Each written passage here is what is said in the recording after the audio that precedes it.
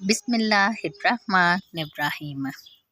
हज़रत अबू हुरैरा रज़ी अल्लाह ताला अन्हु बयान करते हैं, रसूल अल्लाह सल्लल्लाहु अलैहि वसल्लम ने फरमाया, जो शख्स अल्लाह पर और इसके रसूल सल्लल्लाहु अलैहि वसल्लम पर ईमान लाए, नमाज कायम करे और रमज़ान के रोज़े रखे, तो अल्लाह पर हक है कि वो इसे जन्नत में दाखिल फरमाए। हवा इसने अल्लाह की राह में जहाद किया या अपनी पैदाइश की सरजमीन में बैठा रहा।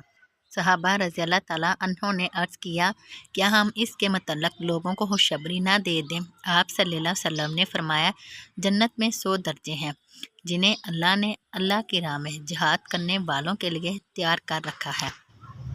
दो दर्जों के दरमियान इतना फासला है जितना ज़मीन आसमान के दरमियान फासला है। जब तुम अल्लाह से जन्नत का सवाल करो तो इससे जन्नतुल फिरदौस का सवाल करो, क्योंकि वो अफजल आला जन्नत है।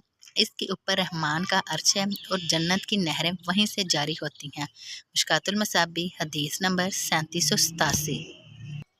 हज़रत अबू हुरैरा रज़ी अल्लाह ताला अन्हु बयान करते हैं, रसूल अल्लाह सल्लल्लाहु अलैहि वसल्लम ने फरमाया, अल्लाह की राह में जिहाद करने वाले की मिसाल इस शख्स की सी है जो रोज़ादार है, क़याम करता है, कुरान हकीम की तिलावत करता है, रोज़े और नमाज़ों में कोताही नहीं करता, हत्ता कि अल्लाह की राह में जिहाद करने वाला वापस आ जाए। मिशकातुल मसाबी हदीस नंबर 3788।